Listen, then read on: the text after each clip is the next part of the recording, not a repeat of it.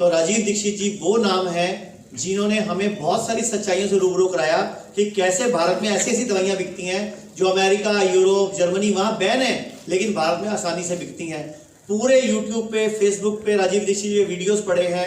उन्होंने जड़ी बूटियों को लेकर इतना ज्ञान दिया, हल्दी को, तुलसी को, कैसे उन्होंने एक एक चीज को क्लियर करके हमें जब समझाया तो हमें समझ आया कि हम लोग कितना गलत ट्रैक पर जा रहे हैं। तो आज हमें भारत में ऐसे सैकड़ों राजीव दीक्षित की जरूरत है, सैकड़ों। वो अकेले थे, आज हमारे बीच में नहीं है। और मैं बहुत खुश हूं जब हम फेसबुक पे पढ़ते हैं तो हमें हमारे डॉक्टर विष्णु को लोग आज का भाई राजीव दीक्षित बोलते हैं या आज का उनका उत्तराधिकारी बोलते हैं, तो बड़ी खुशी मिलती है कि हमने एक झंडा उठाया सच को सच कहने का। ठीक है, भले ही उसके बदले में पुलिस कंप्लेंट मिले या भले ही हमारे खिलाफ कंप्लेंट मिले, वो क्या मैटर है, क्योंकि लड़ाई तो ऐसी लड़ी जाती है। लेकिन आम आदमी को सच्चाई मालूम है, आम आदमी हमारे साथ जुड़ा हुआ है, आम आदमी भरोसा कर रहा है, आम आदमी की शुगर भी रिवर्स हो रही है, आम आदमी की किडनी भी ठीक हो रही है, सिर्फ घर के खाने पीने को ठीक करके या पलंग के एक साइड पे ईंटें लगा के, जो कि पहले बताया। तो मेरे हिसाब से 12 बज रहे हैं, तो मैं माइक वापस विष्णु सर को देना चाहूंगा। थैंक यू, धन्यवाद आपका। मैं एक बार सभी को कहूँगा कि राजीव दीक्षित जी की जो जयंती है और जन्मदिवस भी है आज, मुझे याद है अगस्त में राजीव भाई का चिकित्सा का व्याख्यान सुना और जीवन में एक ऐसा यूटर्न मारा जो शायद हजारों लाखों लोग जो इस देश में हैं, 2007 का चेन्नई व्याख्यान जिन्होंने सुना उनके जीवन का यूटर्न हो गया। ये दुर्भाग्य है इस देश का कि राजीव भाई का परिचय 2011 में सबको देना पड़ता था, लेकिन आज मुझे कहा गया है उनका परिचय देने के लिए, लेकिन मुझे लगता नहीं कि उनके परिचय की आवश्यकता है। उनके जीवन के परिचय की आवश्यकता आज नहीं है, लेकिन उनके विचारों पर चलने की आवश्यकता है। क्योंकि मैं ये मानता हूँ कि राजीव भाई एक ऐसे क्रांतिकारी व्यक्ति थे जिसमें आयुर्वेद, स्वास्थ्य और क्रांतिकारी, इन दोनों का मिश्रण एक बहुत डेडली कॉम्बिनेशन था जो सबको बहुत परेशान, जो विदेशी कंपनियों को बहुत परेशान जिसने किया। क्यों अपनाना पड़ा राजीव भाई का आयुर्वेद का कार्य? उसका कारण बड़ा ये था कि वो बहुत वर्षों से multinational companies, Pepsi, Coca Cola के बारे में बोलते तो रहे, लेकिन उनके पीछे भीड़ जो थी, उनके पीछे समर्थन जो था, वो नहीं हो पाया जो होना चाहिए था। इस कारण से क्या हुआ, उनको लगा कि आज का मनुष्य बहुत स्वार्थी है, जब तक मैं उसके स्वार्थ की सिद्धि नहीं कर दूंगा घर घर में पहुंच नहीं बना पाऊंगा। तो उन्होंने क्या किया, आयुर्वेद को पकड़ा, उसका अध्ययन किया। और मैं ये मानता हूं कि शायद मैं भी उनमें से एक हूं कि जो बहुत वजन मेरा था, कई बीमारियां थी, कई परेशानियां थी, और ऐसे हजारों लोगों को ऐसी परेशानियां थी। जब वो राजीव भाई का वो व्याख्यान सुनकर जब वो दूर हुआ तो तब उनको लगा कि ये तो कोई अद्भुत व्यक्तित्व है, इसकी बात माननी चाहिए, इसकी बात सुननी चाहिए। और जब लोगों का स्वास्थ्य ठीक हो गया तो तब उन्होंने क्या किया, तब उन्होंने उनके बाकी विचारों को सुनकर फैलाना शुरू किया। तो इस स्वार्थ सिद्धि का जो साइकोलॉजी राजीव भाई ने अपनाई, ये बहुत अद्भुत एक व्यक्तित्व की पहचान है कि वो किस प्रकार से अपनी बात को पहुंचाने के लिए, वो सब तक पहुंचाने के लिए नए विषय का अध्ययन करके भी वो लोगों के बीच में अपने देश का जो देशभक्ति का जज्बा है वो पहुंचाने की उसने प्रयास किया है, स्थापित किया। मैं इनके लिए जोरदार चाहूंगा कि आप तालियां बजाएं। वैक्सीन नहीं दूंगा ये प्रण लेकर इन्होंने इतनी जो है यातनाएं सही एयरफोर्स में, और आज इनको वहां से हटा दिया गया है, लेकिन फिर भी ये उस लड़ाई को जारी रखे हुए, कोर्ट केस चल रहा है, लेकिन इन्होंने कहा कि मैं किसी भी कीमत पर वैक्सीन नहीं लूंगा। तो ऐसे जज्बा जो राजीव भाई ने जो हमें छोड़कर गए हैं, वो ऐसे लोगों का जज्बा जो है हमें प्रेरित करता है। तो मैं चाहूंगा कि आप सभी राजीव भाई को नमन करते हुए, आप सभी राजीव भाई के विचारों पे चलते हुए, उनके चरित्र की नकल करते हुए अपने जीवन को सार्थक बनाएं, और जो भी देश विरोधी कार्य हो रहा है आपकी आने वाली पीढ़ियों के लिए, उसमें विश्वरूप जी का और पूरे जितने भी हम जिस टीम से जुड़े हुए हैं, अवेकन इंडिया मूवमेंट से जुड़े हुए हैं, उन सबका साथ दीजिए। बहुत बहुत धन्यवाद। वंदे मातरम। मेरा जवाब ये है कि वो किताब तो वही है, लेकिन ये नया वेरिएंट है। तो आजकल वेरिएंट का जमाना चल रहा है, तो मैंने कहा इतनी मेहनत करके मैं नई किताब क्यों बनाऊं, वही किताब को मैं अंदर 2-4 पेज डाल दूंगा तो नया वेरिएंट बन जाएगा, तब भी उतना ही असर पड़ेगा शायद, राइट। तो खैर इसमें हमने बहुत सारी चीज़ जोड़ी है तब से लेके अब तक। तो ये एब्सोल्युटली नया वेरिएंट है, जैसे कारों की नई वेरिएंट आती है, वायरस के नई वेरिएंट आते हैं, तो किताबों की नई वेरिएंट अब। तो मेरा काम आसान हो गया, नई किताब में लिखे।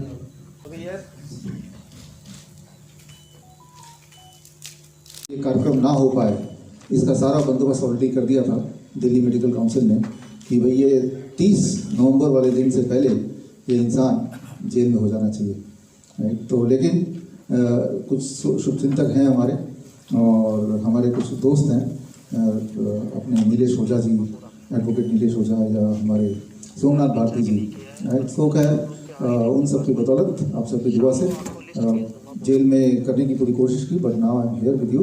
ये उन्होंने बोला, सोमनाथ भारती जी ने, कि ये जो एंटिसिपेटरी बेल है हमेशा अपने पास ही रखना, बिल्कुल, कि कभी भी कोई आए तो आपको ये दिखाना है, राइट। तो ये पास में ये रहा, राइट।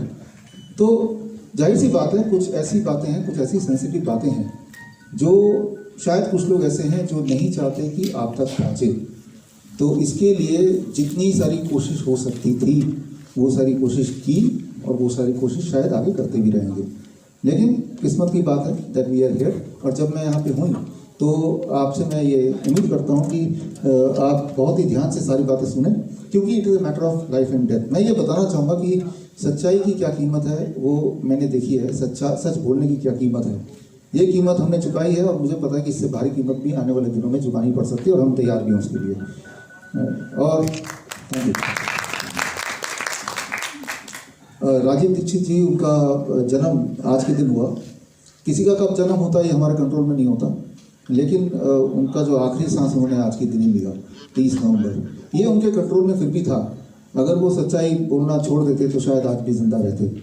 ऐसा मान सकते हैं या नहीं मान सकते, लेकिन मैं ऐसे सोचता हूँ कि वो उन्होंने उनसे मैं कभी मिला नहीं अपने जीवन में, और बट मैं उनके ही पद पे चल रहा हूँ, ये आप में से कई लोगों ने देखा भी, और मैं जानता हूँ कि वही एक राइट तरीका है। मित्र और हमारे डॉक्टर्स की हमारी टीम, और हम सब ने आप सब के सहमति से, ये सहमति का यहाँ पे आप सब ने सिग्नेचर किया, और आपकी सहमति से आज हम ये चाहते हैं कि राजीव दीक्षित जयंती नेशनल ट्रूथ डे, राष्ट्रीय सच्चाई दिवस के रूप में मनाया जाए, जो कि आज का दिन 30 नवंबर। कम से कम एक दिन आप हिम्मत करके सच्चाई बोलिए। तो प्रॉब्लम तो यही है कि हम सच नहीं बोलते हैं, that is the main problem. अभी इस दुनिया में, हमारे देश में एक ऐसा भयंकर सच जो अगर बोला जाए तो लाखों लोगों की जान एकदम से बच जाए, तो वो सच मैं आप तक तो पहुंचा देता हूं, मैं लोगों तक भी पहुंचाऊंगा, लेकिन आपकी ये रिस्पॉन्सिबिलिटी है कि आप लोगों तक पहुंचाएं। अभी आप कोरोनाकाल.tv में, मानस टॉक्स में लाइव मुझे देख रहे हैं, और उसके अलावा साधना प्लस न्यूज़ टेलीविज़न चैनल जो टाटा स्काई उस पर भी लाइव देख रहे हैं, और रात को साधना जो मेन चैनल है उस पर रिकॉर्डेड होगा, और 2 दिन बाद 2 दिसंबर 5:30 बजे सुदर्शन न्यूज़ टीवी पे भी रिकॉर्डेड होगा। ये इसलिए मैं बोल रहा हूँ ताकि जो भी चीज़ें मैं बता रहा हूँ, दीज आर ऑल थिंग्स जो शेड्यूल के तहत आप तक ना पहुँचे, उसकी पूरी कोशिश की गई। और अब बिना देरी किए मैं अगले 10 मिनट में वो सारी चीज़ आप तक पहुँचा रहा हूँ। फिर रिस्पॉन्सिबिलिटी आपकी है, आप उस इंफॉर्मेशन का क्या करने वाले हैं, दैट यू नो बेटर। तो शुरू करते हैं। सबसे इम्पोर्टेंट बात, आप क्रिएटिनाइन बढ़ गया, आपने अक्सर सुना किडनी पेशेंट्स की।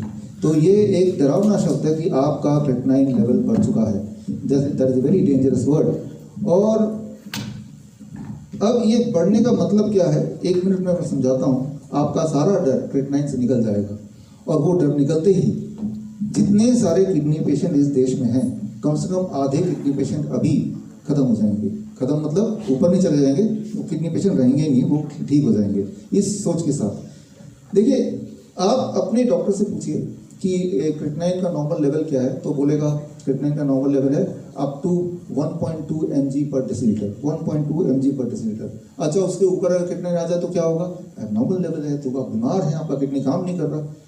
एक सवाल आप पूछिए क्लियरली कि कितना बढ़ने से इंसान की डेथ हो सकती है। अगर मैं क्रिएटिनाइन लेवल किसी का 100% बढ़ा दूं, यानी कि डबल कर दूं, तो 1.2 का डबल कितना होता है, 2.4, तो क्या कोई डेथ हो जाएगी? 100% छोड़िए, मैं उसको 1000% बढ़ा दूं, 1000%, यानी कि 10 टाइम्स। 10 टाइम्स कितना होगा, 12, राइट, लगभग 12, राइट, मतलब 1000%, यानी कि 10 गुना बढ़ा दूं तो क्या उसकी डेथ हो जाएगी? The answer is no. अच्छा, अगर मैं 2000% बढ़ा दूं क्रिएटिनाइन किसी का, 2000%, 2000%, यानी कि वो 20 से ऊपर कर दूं 24, 25, राइट 25, जहां तो स्टैंडर्ड 1.2 तक था, उसको मैंने उस पेशेंट का मैंने क्रिएटिनिन बढ़ा दिया 24 कर दिया, क्या अब डेथ हो जाएगी? अच्छा, मैं 3000%, 3000%, राइट, अगर किसी का क्रिएटिनिन लेवल बॉडी में बढ़ जाए, क्या अब उसकी डेथ हो जाएगी? अगर क्रिएटिनिन खतरनाक है तो एक पर्टिकुलर थ्रेशोल्ड होगा ना, जिसके बाद इंसान की डेथ हो जाती होगी। What is that threshold? आपको जान के हैरान होगी, ऐसे कोई थ्रेशोल्ड है ही नहीं। There is no such threshold, right. Creatinine जो पहला लाइन बोलते हैं कि ये बॉडी का वेस्ट है, वो जरूरी नहीं कि बॉडी का वेस्ट हो। क्रिएटिनिन कोई आपका दुश्मन नहीं है, उसके बहुत सारे काम हैं, बल्कि इसका विपरीत, जिन लोगों की क्रिएटिनिन कम होते हैं उनकी डेथ पहले होती है इन कंपैरिजन टू जिनके क्रिएटिनिन लेवल ज़्यादा होते हैं। दुनिया का जो सबसे बड़ा ट्रायल आपकी आंखों के सामने है, लार्जेस्ट स्टडी, राइट, जिसमें 5388 पेशेंट्स, सारे किडनी पेशेंट्स का ये स्टडी था, कई साल चला। इस स्टडी में ये देखा गया कि जिन लोगों का क्रिएटिनिन कम था, नॉर्मल था, उनकी डेथ पहले होती गई इन कंपैरिजन टू जिनका क्रिएटिनिन काफ़ी बढ़ा हुआ था। Try to understand this, right. तो क्रिएटिनिन लेवल कम होना मतलब आपका किडनी हेल्दी है, और ज़्यादा होना यानी कि आप मौत के करीब है, ऐसा कोरिलेशन नहीं है, लेकिन इसका उल्टा कोरिलेशन जरूर है। Evidence is there, right, evidence is there in front of you. लेकिन ऐसा क्यों है? जिनका क्रिएटिनिन ज़्यादा था वो ज़्यादा लंबा जिए, क्योंकि क्रिएटिनिन ज़्यादा तब होता है जब आपके बॉडी में मसल्स ज़्यादा हो।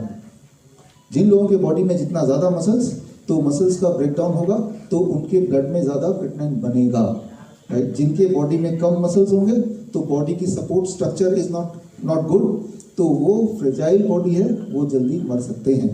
तो ज़्यादा क्रिएटिनिन का मतलब, पहला मतलब ये भी हो सकता है कि इसके बॉडी में ज़्यादा मसल्स है, या जब आप ज़्यादा एक्सरसाइज करेंगे तो बॉडी में ब्लड में क्रिएटिनिन बढ़ जाएगा, राइट। तो ये कोई डैमेज नहीं, उसमें किडनी का अच्छा या बुरा से कोई कनेक्शन नहीं है। Try to understand, muscle more, creatinine more, number 1, right, पहली इंपॉर्टेंट बात। सो दूसरी बात, अगर आपको कोई बैक्टीरियल इन्फेक्शन हो जाता है तो बॉडी क्रिएटिनिन लेवल बढ़ा देता है, क्योंकि क्रिएटिनिन जो है वो बैक्टीरियल इन्फेक्शन को फाइट करता है, लाइक एन इम्यूनिटी, राइट। तो क्रिएटिनिन बढ़ सकता है। दूसरी बात, कब? जब बैक्टीरियल इन्फेक्शन हो जाए, तो बैक्टीरिया कौन मारेगा? वो क्रिएटिनिन ही मारेगा, राइट। ब्लड में जब बैक्टीरियल इन्फेक्शन हो जाए तो it is a creatinine which will kill. तो अब डॉक्टर देखे आपका क्रिएटिनिन बढ़ गया तो क्या बोलेगा? आप तो किडनी पेशेंट हो गए, राइट। तीसरी बात, जब आप स्टीरॉयड लेंगे ज़्यादा, एस्पिरिन की तरह दवाइयाँ लेंगे ज़्यादा, तो आपका creatinine level as a result body बढ़ा देगा। एक प्रोटेक्टिव बॉडी का मैकेनिज्म है, ताकि वो जो स्टीरॉयड है उसके असर को, उसके डैमेज को थोड़ा कंट्रोल किया जाए, राइट। तो उस वक्त ये होना चाहिए कि वो एस्पिरिन या स्टीरॉयड लेना कम कर दो, बंद कर दो, राइट। लेकिन वो उस वक्त जो क्रिएटिनिन बढ़ गया है, उस क्रिएटिनिन का मतलब आपका किडनी से कोई कनेक्शन नहीं है। Try to understand that. आप एक एक्सपेरिमेंट करके देखिए, आप अपना क्रिएटिनिन चेक कराइए, जैसे आज अभी चेक कराने के बाद जो लोग मीट वगैरह खाते हैं, आप पेट भर के मीट खाइए, मीट, रेड मीट खाने के बाद 2 घंटे बाद दोबारा क्रिएटिनिन चेक कराइए, 3-4 गुना बढ़ा मिलेगा। क्योंकि जब आप एनिमल फूड खाते हैं, आप लिटरली क्रिएटिनिन खा रहे हैं, और क्रिएटिनिन जब आप खा रहे हैं तो ये पेट से वो ब्लड में एब्जॉर्ब हो रहा है, तो ब्लड में क्रिएटिनिन की लेवल क्या होगी? बढ़ेगा ना। तो क्या इससे ये हम समझें कि किडनी खराब हो गई? ट्राई टू अंडरस्टैंड, क्रिएटिनिन जो है वो आप खाएंगे तो ब्लड में क्रिएटिनिन बढ़ जाएगा, या आप ज्यादा एक्सरसाइज करेंगे तो ब्लड में क्रिएटिनिन बढ़ जाएगा, राइट। तो ये 4 हैं। एक ये भी हो सकता है कि किडनी आपकी काम नहीं कर रही है, तो जो फ्लश आउट होता है यूरिन के थ्रू क्रिएटिनिन, वो नहीं हो पा रहा, तो आपको क्रिएटिनिन बढ़ गया। ये सिर्फ एक फैक्टर है, 5वां factor. Try to understand, right. तो किसी का भी क्रिएटिनिन ज्यादा है तो उन 5 में से कोई एक कारण होगा। उनमें 4 कारण पॉजिटिव है और 1 कारण जरूर नेगेटिव है। लेकिन आप देखेंगे जब भी कोई पेशेंट जाता है, क्रिएटिनिन ज्यादा दिखता है, तो क्या कंक्लूड करते हैं? किडनी फेलियर का पेशेंट है, राइट। क्लियरली किडनी फेलियर का पेशेंट है। आप में से किसी को अगर मुझे किडनी फेलियर का पेशेंट बनाना, तो मुझे सिर्फ इतना करना पड़ेगा कि आपको पेट भर के मैं रेड मीट खिला दूंगा, कुक मीट, राइट, किसी भी फॉर्म में, तो आपका क्रिएटिनिन 2-3 गुना 4 गुना बढ़ जाएगा। बस इतना ही करना। आप एक बार एक्सपेरिमेंट करके देखना, जो लोग एनिमल फूड खाते हैं। मैं हमेशा से इसलिए बोलता हूँ कि डू नॉट टच और eat animal food. When you eat animal food including dairy product, you are eating creatinine. एक तरफ तो बोल रहे हैं क्रिएटिनिन वेस्ट है, दूसरी तरफ वही चीज खा रहे हैं। ऊपर से जब क्रिएटिनिन बढ़ रहा है तो बोल रहे हैं किडनी की गलती है। सो क्रिएटिनिन बढ़ गया तो ये कंक्लूड कर लो कि आपका किडनी खराब है। राइट। ये डायग्नोस्टिक का जो एक सोच है, ये सोच उतना ही गड़बड़ है। उसका मैं एक एग्जांपल दे रहा हूँ आपको समझाने के लिए। मान लो आपको मैं दूरबीन देता हूँ और दूरबीन लेके आपको बोलता हूँ देखिए दूरबीन से कितने लोग जख्मी हैं, देखिए कितने लोग जख्मी हैं। मैं कैसे देखें? जिनके बॉडी में लाल लाल खून दिखेगा वो लोग ज़्यादा जख्मी, कम खून दे कम जख्मी, कोई खून नहीं है लाल, राइट। तो आप देखने लगते हैं कि इनके लाल खून लाल खून लाल खून, राइट। आप देखते हैं मेरे जैसा कोई आदमी मिल जाता है, राइट। तो ये क्या दिख रहा है? दूर से दूरबीन से क्या लगेगा? ये खून लगेगा, राइट।